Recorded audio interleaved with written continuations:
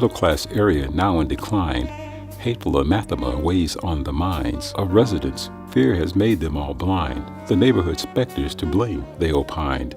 While authorities research a thwarted attack by a hero adorned in red shoes and red hat, a break in the case as drops of blood guide to the house of their specter where answers reside.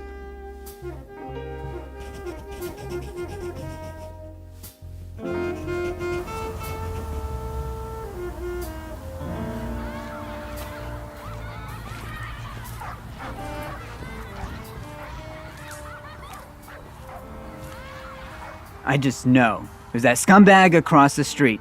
No wonder why nobody in the neighborhood likes him. I just know. He was the one who attacked you. Hello, Mr. Clark. That's actually what I wanted to talk to you and your wife about. Is she here? Come on in, detective. Hello, detective. Did you find anything out? Well, that depends on your point of view. What do you mean by that? According to the police report, you were attacked near an alley the other night. Is that true? Yes. Well, as it turns out, your neighbor across the street was involved in the attack against you. I knew it. I knew that freak had something to do with it. What did I tell you, honey? Are you sure, detective? Yes, we're very satisfied that this man was involved. I knew it, and so did everyone else. We have a real-life predator on the block, a true edge case. We need to go string this guy by his toes and beat him like a carpet and You tell don't understand. Well, I understand. We caught this loon, and we're all just... No, you don't understand. This neighbor of yours is the reason your wife got away. What'd you say? Yes, this man you've been calling a freak, and every other negative thing you can think of, is the person who saved your wife's life. What? Is he all right? Well, your attacker got away, but your neighbor, he sustained a stab wound from the attack, went home, and bled out. He died overnight. We don't know as of yet why he didn't go to the hospital. Detective, are you sure this is the guy who saved her? Based on the evidence we found and the police report you filed from the attack, we have concluded that this is the man who saved you. Oh, man. This is truly embarrassing. I feel like such a bully. I've been acting like a real... Mr. Clark, you didn't know, and you were in a highly emotional state. Detective, I have been stirring up rumors against this man for years. That's why I feel so... crappy. Is there anything we can do for this guy? Does he have any family? Who is he? First things first. Mr. and Mrs. Clark, can we sit at a table? There's a few things I want to show you. Sure thing, detective. Please have a seat. Can I offer you a cup of coffee? How do you take it? Black, thank you. Marie, tell me again, what happened the night you were attacked? I was walking home from work around dusk when a man jumped out of an alleyway and grabbed me. He pulled me into the alley near a trash can. I tried to fight him off, but he was too strong. He shoved me to the ground, and I hit my head, and as I felt myself passing out, I saw this guy with a shirt with some kind of symbol on it come out of nowhere and start fighting with this guy. I must have passed out because it's all I can remember.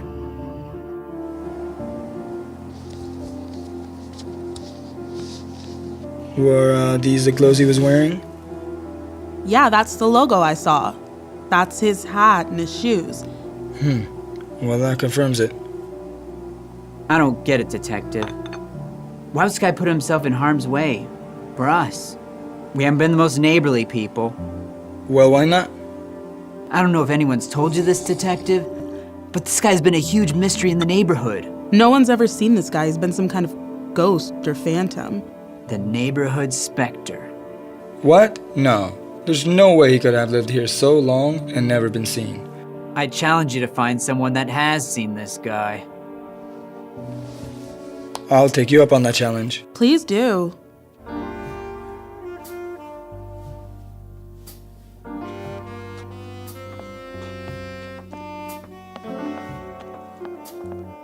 With Ray and Marie processing this news, Stevens returns to the house for more clues. He finds pictures of this man in various nations, but all by himself in every location. It seems so odd. From this he gathers Does this guy have any family or friends for that matter? He searches through drawers, boxes, and closets. He finds under carpet a secret compartment containing diplomas, IDs with his face, and a picture of a girl in his tender embrace. This must be his daughter, he says. Then his mind starts connecting clues, segments, revelations, and finds. He goes off to fact-check his hunch in this mystery and hopes to bring light to this dark neighbor's history. With hunches and finds confirmed, he returns to Ray and Marie's house to share what he's learned.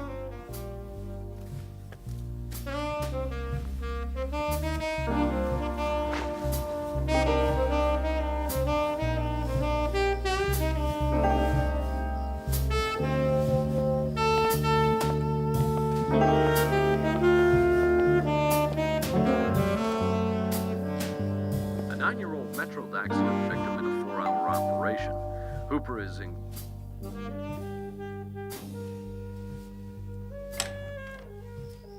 Oh, hello, Detective. Come on in. Hello, Mr. Clark. How are you? Mrs. Clark? Mom? What are you doing here? Hi, honey. This is not going to be easy to explain. Did you find anything on that man across the street? How do I say this? I guess I'll just shoot from the hip. Marie, the man across the street is... Detective, please let me explain.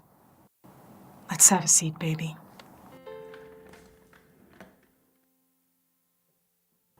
Sweetie, I hate to tell you all this at once, but current circumstance give me no other choice. Marie, the dad you grew up knowing was not your biological father, but your stepfather. Whoa, whoa, whoa. What does this have to do with her attack? Ray, let me talk. This is a mother's business. Marie, sweetie, your biological father was a world-renowned scientist. He was a very intelligent man. He was involved in top-secret government research. Mom, why are you even telling me all this right now? I don't... Listen, baby. It'll all make sense soon. See, on one of his assignments, his plane disappeared over the Brazilian rainforest. You were almost 2 at the time. I waited and I waited, keeping my hopes up for years. But we never heard a word from him. We thought he was dead. Until Detective Stevens knocks on my door this morning. What are you saying? That this man was... It's been quite a shock for me too, Marie. I thought he was dead too. After years of waiting and not hearing any news, I was encouraged to move on for your sake. And that's when I met your stepdad. And he's been the only father you've ever known. This can't be happening. Please tell me this is all just a bad dream. What timing? What kind of mother? Sit down, Ray. Marie, it was my idea to keep it a secret because I wanted you to have a normal childhood. How was I to explain to you what happened to your father? I couldn't even make sense of it myself. I'm so sorry I never told you. I thought he was dead. I just did what I thought was in your best interests. You mean the man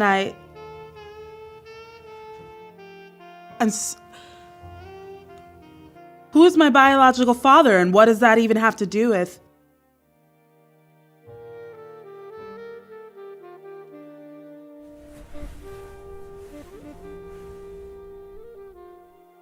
You mean he was there the whole time? And he never... How could he never? Why would he never come and talk to me? I don't know, baby. That part is still a mystery to me, too. I would have given anything to see your father again. I'm sorry to interrupt, but I might be able to help you out with some of this missing information. After spending the last few days carefully investigating his house and going through all his pictures, papers, files, I had to contact the FBI to fill in the gaps. It turns out that Mr. David Mann was living undercover as part of Operation Biocide. He was under CIA protection. Now that he has passed away, the CIA will allow me to reveal some necessary information. Now that you are out of harm's way. Mr. Mann was involved in controversial research. He discovered a plant-based bacterium that terrorists wanted to weaponize. But he wanted to cure. I know, Mrs. Barnes. He was a good man, looking for a cure to cancer. But science in the hands of the wrong people can be dangerous. His life, and your lives, and the lives of all his family and friends were in danger.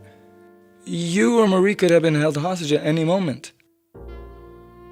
His plane never went down in the Brazilian rainforest. That was just a cover. All of these years he has been in hiding. He had no choice, ladies. He was a very unselfish man. He chose your safety and happiness and a life of seclusion over putting you at risk.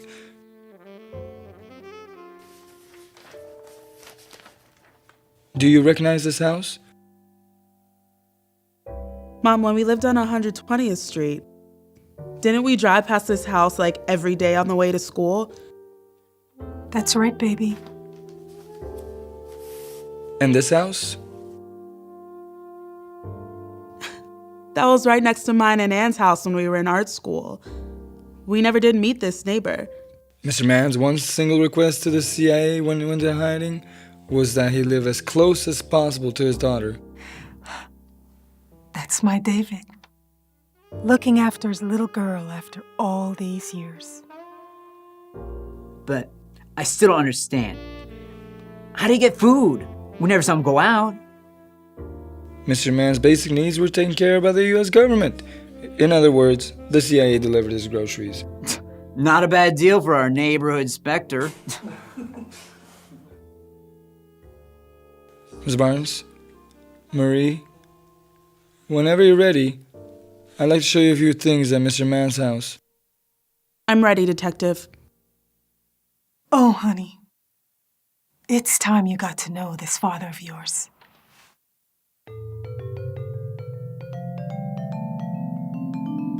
Wiping her tears, Marie willingly follows. She learns much today and for many tomorrows, recalling their judgments and feeling the shame of their treatment of one with no face and no name. In time, the neighborhood learns this protector was really the one deemed the neighborhood Specter. His name, David Mann. Now a new legend starts of the great man in the little house with a big heart.